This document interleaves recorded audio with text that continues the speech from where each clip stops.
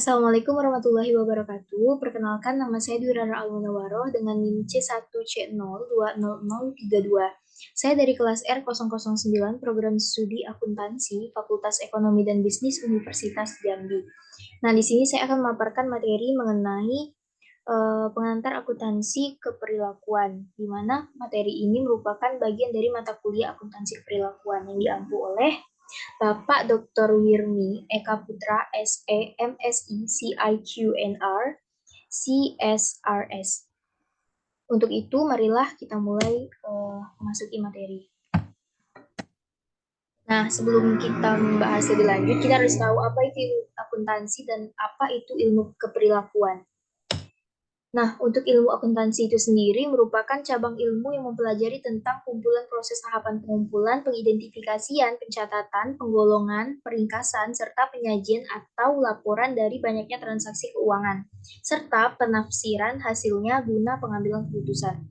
Itu pengertian ilmu akuntansi menurut Sunyanto pada tahun 1999. Nah, ilmu keperilakuan merupakan bagian dari ilmu sosial manusia, di mana ilmu sosial ini merupakan cabang ilmu pengetahuan yang mempelajari tingkah laku manusia, baik itu tingkah laku manusia secara perorangan maupun tingkah laku manusia secara kelompok. Selanjutnya adalah akuntansi keperilakuan. Nah, akuntansi keperilakuan ini merupakan subdisiplin ilmu akuntansi yang melibatkan beberapa aspek keperilakuan manusia yang berkaitan dengan proses dalam kegiatan pengambilan sebuah keputusan ekonomi. Nah, sebuah keputusan ekonomi tersebut meliputi usaha atau bisnis. Itu pengertiannya menurut Lubis pada tahun 2017. Nah, selanjutnya adalah perkembangan sejarah akuntansi keperilakuan. Riset akuntansi keperilakuan merupakan suatu bidang baru yang secara luas berhubungan dengan perilaku individu, kelompok, dan organisasi bisnis, terutama yang berhubungan dengan proses informasi akuntansi dan audit. Nah, studi terhadap perilaku akuntan atau perilaku dari non-akuntan telah banyak dipengaruhi oleh fungsi akuntan dan laporan. Selanjutnya, pada bulan Juni 1951, Controllership Foundation of America mensponsori suatu riset untuk menyelidiki dampak anggaran terhadap manusia. Sejumlah penjelasan dan kesimpulan dari hasil riset mengenai perangkap perilakuan pada anggaran dan pembuatan anggaran dalam banyak pemikiran masih bersifat sementara. Dan oleh karena itu, masih harus perlu disempurnakan. Nah, mulai dari tahun 1960 sampai 1980-an, jumlah artikel mengenai akuntansi perilakuan semakin meningkat. Artikel pertama menggambarkan mengenai akuntansi perilakuan, sementara artikel selanjutnya membahas mengenai teori dan konsep ilmu keperilakuan dalam kaitannya dengan akuntansi serta implikasinya bagi prinsip-prinsip akuntansi dan praktisnya. Pertumbuhan studi akuntansi keperilakuan mulai muncul dan berkembang, terutama diprakarsai oleh akademisi profesi akuntan. Penggabungan aspek-aspek perilaku pada akuntansi menunjukkan adanya pertumbuhan minat akan bidang riset ini. Lalu, untuk itu, maka kegiatan-kegiatan seperti lokakarya atau workshop, konferensi, dan simposium mengenai akuntansi perilakuan akhir-akhir ini telah berkembang pesat di Amerika Serikat dan Kanada.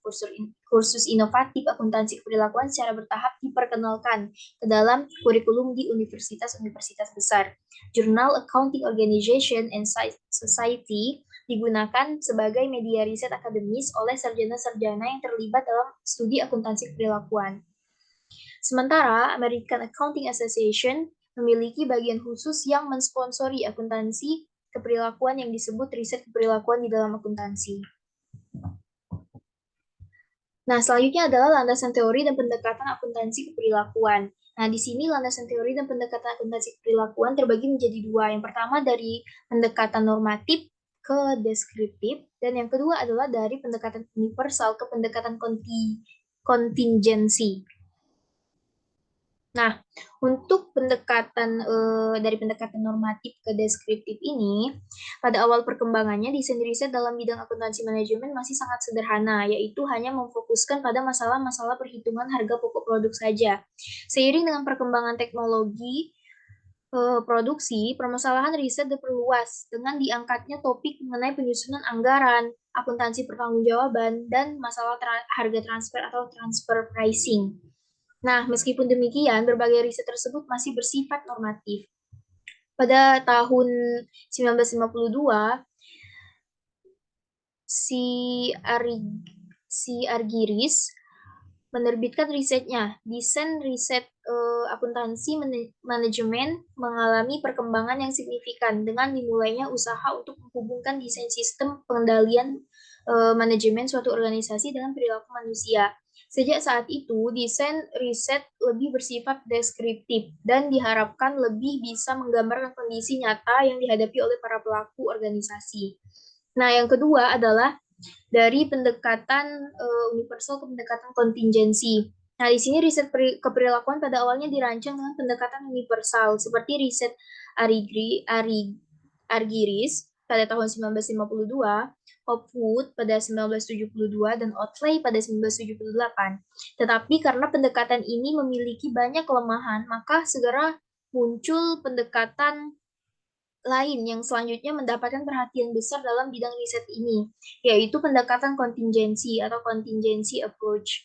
Nah, berbagai riset yang menggunakan pendekatan kontingensi dilakukan dengan tujuan mengidentifikasi berbagai variabel kontingensi yang mempengaruhi perancangan dan penggunaan sistem pengendalian manajemen.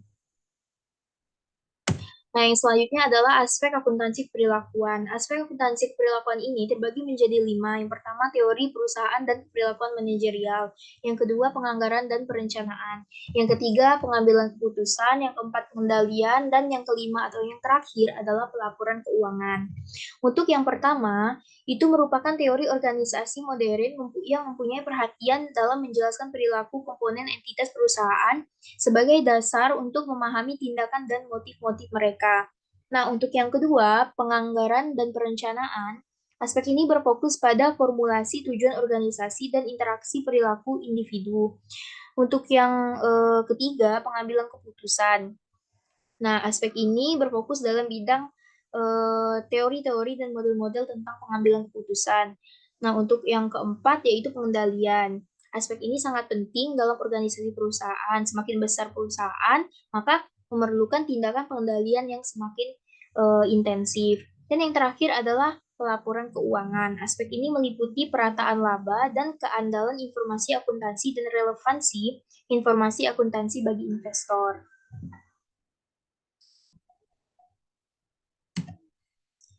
Nah, selanjutnya adalah ruang lingkup akuntansi keperilakuan. Ruang lingkup akuntansi keperilakuan ini terbagi menjadi 3. Yang pertama adalah mengkaji tentang tingkah dan perilaku manusia terhadap konstruksi, bangunan, dan pemakaian sistem informasi akuntansi yang diterapkan dalam sebuah perusahaan atau organisasi. Nah, maksudnya di sini adalah ruang lingkup akuntansi dapat melihat bagaimana gaya kepemimpinan dapat mempengaruhi sifat pengendalian akuntansi dan desain dalam perusahaan atau organisasinya tersebut. Yang kedua adalah mengkaji pengaruh dari adanya sistem informasi akuntansi terhadap segala tindakan manusia, yang berarti melihat pengaruh sistem akuntansi terhadap kinerja, produktivitas, kerjasama, hingga pengambilan keputusan. Nah, dan yang terakhir adalah sebuah metode yang menjelaskan dan memprediksi tindakan dan perilaku manusia dan membuat sebuah strategi untuk mengubah tindakan tersebut. Nah, maksudnya adalah untuk memanfaatkan akuntansi untuk mempengaruhi perilaku manusia dan mengatasi resistensi perilaku manusia tersebut. Nah, kemudian dan yang terakhir adalah manfaat akuntansi perilakuan. Nah, manfaat akuntansi perilakuan ini sangat banyak. Yang pertama, di bidang ilmu akuntansi perilakuan ini memiliki manfaat yang sangat besar bagi para manajer dan administrator organisasi dan bisnis dalam pengambilan keputusan. Dalam bidang ilmu ini, kita dapat melihat seperti apa proses pengambilan keputusan dari sistem akuntansi yang ada.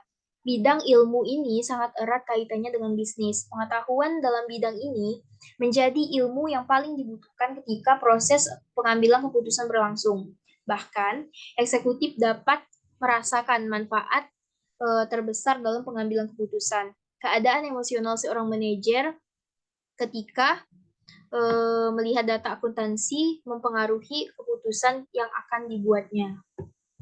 Nah, itulah eh, materi yang dapat saya sampaikan, kurang lebih mohon dimaafkan. Terima kasih. Wassalamualaikum warahmatullahi wabarakatuh.